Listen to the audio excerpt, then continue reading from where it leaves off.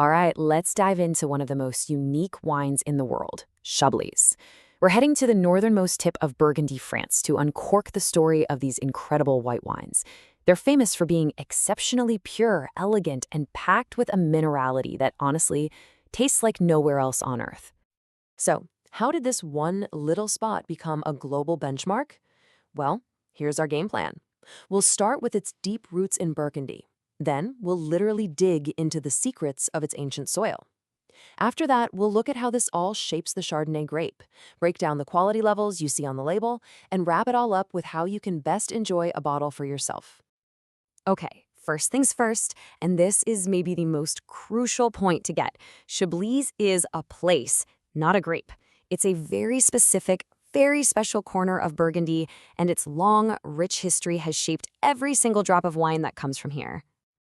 I mean, the story here goes way back. We're talking 12th century Cistercian monks who were the first to look at these slopes and think, yeah, something special can grow here. The wine's fame exploded over the centuries, but it was definitely not an easy ride. The whole region was nearly wiped out by a plague called phylloxera and had to be completely replanted. It's this incredible story of resilience that continues today, as it balances that deep tradition with modern challenges, like, say, a change in climate. So, we've got the history down, but what is the real secret? What gives Chablis that unmistakable taste you just can't find anywhere else? To find that answer, well, we have to look underground. It all comes down to this one magical word, Kimmeridgian.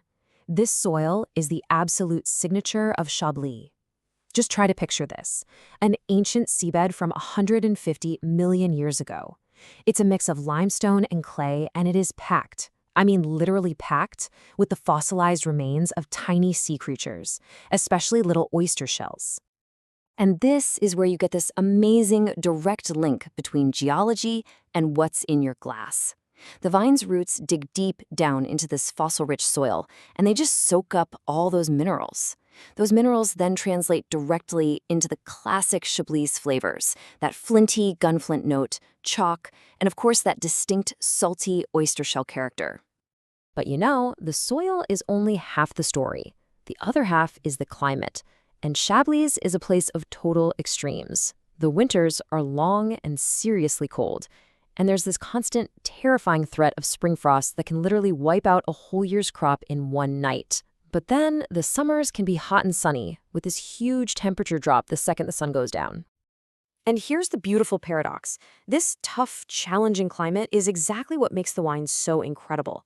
Those warm days build up all the flavor in the grapes, but the cool nights act like a lock, preserving their natural acidity. It's that zippy, high acidity that gives Chablis its famous laser-like freshness, its structure, and its amazing ability to get better with age.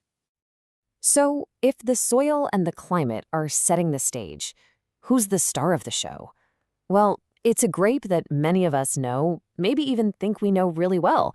But here it's presented in its purest, most transparent form. It really is this simple, 100%. By law, every single bottle of Chablis has to be made from 100% Chardonnay. No other grapes allowed, no exceptions. And it's this singular focus that lets that unique terroir speak with such incredible clarity. And to protect that clarity, the whole winemaking philosophy is intentionally minimalist. You see, unlike a lot of other famous Chardonnays that get aged in new oak barrels, the vast majority of Chablis is made in neutral containers, like stainless steel tanks.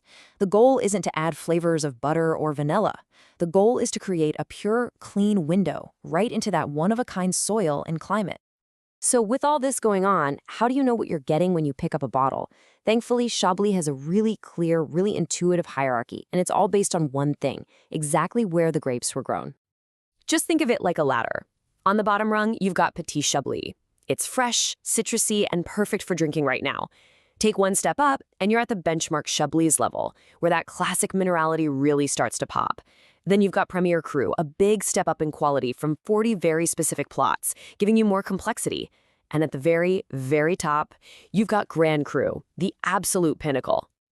And what's just mind-blowing is that every bottle of Grand Cru Chablis in the entire world comes from just 7 vineyards.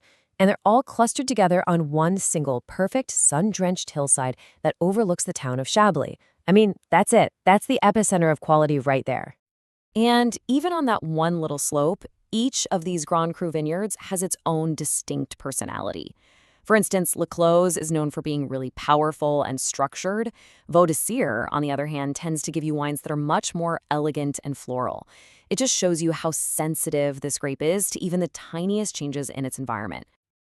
Okay, so how does all this geology and history actually translate to your glass, to your dinner table? Let's bring this all home and talk about what you should be looking for when you're tasting and pairing Chablis. So when you finally pour a glass, what should you be looking for? Well, on the mineral side, you're hunting for that signature flint, that chalkiness, and that oyster shell vibe. And that's all balanced out by these crisp fruit notes, like green apple and zesty citrus. Think lemon and grapefruit. And oftentimes, you'll get these beautiful, delicate floral smells like acacia or honeysuckle. And that brings us to what is without a doubt one of the most perfect food and wine pairings on the planet, Chablis and oysters.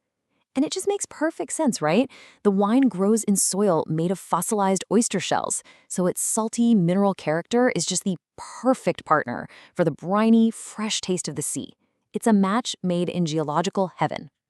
But hey, it's not just about oysters. That super high acidity we talked about makes Chablis incredibly friendly with all kinds of food. It's brilliant with seafood, grilled fish, roasted chicken, and it is a fantastic match for tangy goat cheeses.